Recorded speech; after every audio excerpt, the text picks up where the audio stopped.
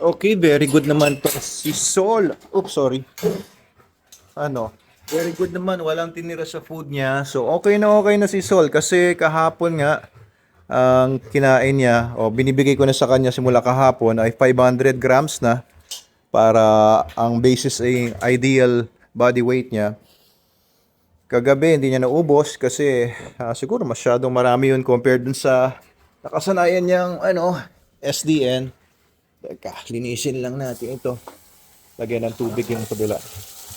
So, okay naman. Balik ulit siya sa sigla at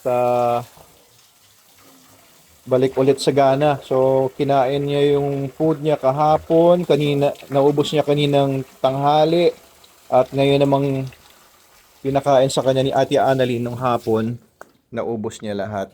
O, wala ka na makukuha dyan. Naubos na ni Sol yung food niya. Tubig na lang ininom ni Logan. Ito rin si Logan, no? Lapad.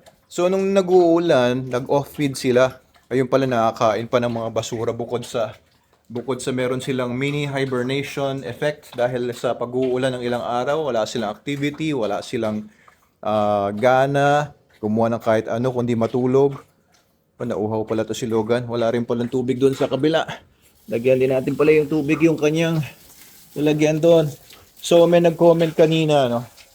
May nag-comment kanina doon sa isang video ko na doon sa video na yon ay pinakita ko nga na hindi naubos ni Sol yung food niya. Tapos ang sabi nung nag-comment ay nagsasawa na daw sa pagkain. Guys, eto tandaan ninyo. Ang aso po, kapag ang pagkain niya ay tama naman, no? Kumbaga, kung ang food naman nila ay kagaya ng SDN na puro karne naman, hindi puro fillers.